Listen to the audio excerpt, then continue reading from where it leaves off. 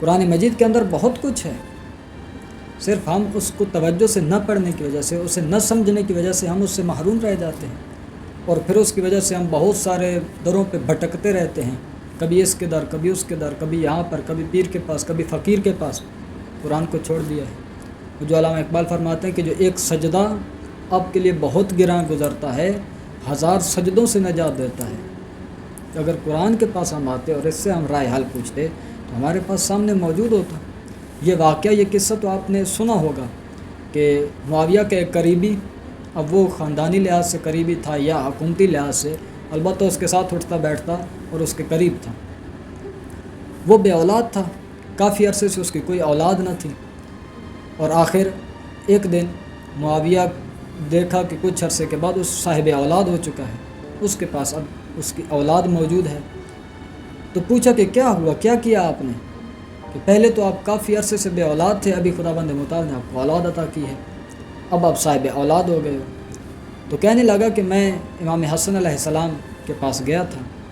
اب امام حسن علیہ السلام کے پاس ان کی دشمنی تو تھی، عداوت تو تھی، لیکن عداوت کس لحاظ سے تھی؟ دنیا کے لحاظ سے، کیونکہ دنیا انسان کو بڑے بڑے نبیوں اور اولیاء سے دور کر دیتی ہے، لیکن معلوم ہوتا ہے انسان کو کہ یہ کس مقام کی شخصیت ہے، ان کی ہستی، ان کی شخصیت، ان کا مقام و وقار کیا ہے، معلوم ہونے کے باوجود کیونکہ حکومت اور دنیا اور اس کی زرق و برق انسان کو بہت گمراہ کر دیتی ہے، معلوم تھا اس کو کہ امام حسن علیہ السلام میرے اس مسئلے کا حل مجھے ضرور بتائیں گے۔ امام علیہ السلام کے پاس کہتا ہے کہ میں گیا تو امام علیہ السلام نے مجھے یہ کہا کہ آپ بہت زیادہ استغفار کیا کرو، خداوند متعال سے توبہ طلب کی کرو، پروردگار آپ کو اولاد دے گا۔ جب معاویہ کو یہ بتایا کہ امام علیہ السلام نے کہا کہ آپ استغفار کیا کرو اور اس کے ذریعے سے آپ کو خداوند متعال اولاد دے گا، اب معاویہ بھی امام سے اس کی دشمنی تو ہے، حسادت ہے، تو کہتا ہے یہ کہاں سے آ گیا کہ استغفار کرنے سے اولاد مل جائے گی؟ جاؤ پوچھے حسن سے کہ یہ کہاں پر لکھا ہوا ہے۔ تو یہ شخص امام علیہ السلام کی خدمت میں حاضر ہوا اور کہتا ہے کہ معاویہ یوں کہہ رہا ہے کہ استغفار سے کیسے اولاد ہو سکتی ہے؟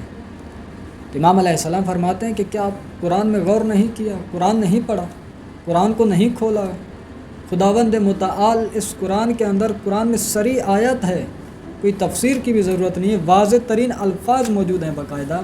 سورہ مبارکہ نوح، اس کی 10ویں آیات میں آپ دیکھیں، 10ویں، 11ویں، 12ویں اور 13ویں آیات تک بہت عظیم مطلب ہے۔ اسی لحاظ سے کیا خداوند متعال سورہ مبارکہ نوح میں فرماتا ہے فَقُلْتُ اسْتَغْفِرُوا رَبَّكُمْ إِنَّهُ كَانَ غَفَّارًا، آپ پروردگار سے مغفرت طلب کرو، استغفار کرو۔ پہلا نتیجہ کیا ہے؟ إِنَّهُ كَانَ غَفَّارًا، وہ بہت بخشنے والا ہے، بہت غفار ہے، بہت مہربان ہے، آپ کے گناہوں کو بخش دے گا اگر آپ اس سے واقعاً توبہ طلب کرو تو۔ دوسرا کیا ہے نتیجہ اس استغفار کا؟ دوسرا نتیجہ امام علیہ السلام قرآن مجید فرماتا ہے یرسل السماء علیکم مدرارا، کہ خداوند متعال اس استغفار کے نتیجے میں آپ پر باران رحمت نازل کرے گا، بارش ہوگی، زیادہ بارش ہوگی، اور بے موسمی نہیں، رحمت ہوگی۔ ایسا نہیں کہ آپ کی فصلیں تیار ہو چکی ہوں اور بارش شروع ہو جائے جس کی وجہ سے تباہی ہو جائے، گندم بالکل تیار ہے، بارشیں شروع ہو جائیں اور گندم فنا ہو جائے، کھجور بالکل تیار ہے، بارشیں شروع ہو جائیں اور کھجور تباہ ہو جائے، نہ، ایسی بارشیں نہیں، بلکہ ایسی بارش جو رحمت ہو، بر وقت ہو، جس سے فصلیں، زمین اور کاشتکاری کو بہت فائدہ حاصل ہوتا ہو، ایسی بارشیں ہوں گی، اور وہ بھی زیادہ۔ اور تیسرا فائدہ کیا ہے؟ وَيُمْدِدْكُمْ بِأَمْوَالٍ وَبَنِينَ وَيَجْعَلْ لَكُمْ جَنَّاتٍ وَيَجْعَلْ لَكُمْ أَنْهَارًا، یہ تیسرا فائدہ کہ خداوند متعال آپ کی مدد کرے گا، کس سے؟ بِأَمْوَالٍ وَبَنِينَ، مال سے اور بیٹوں سے، مال سے اور اولاد سے، آپ کے لیے باغات بنائے گا اور آپ کو نہریں عطا کرے گا، مدد کرے گا۔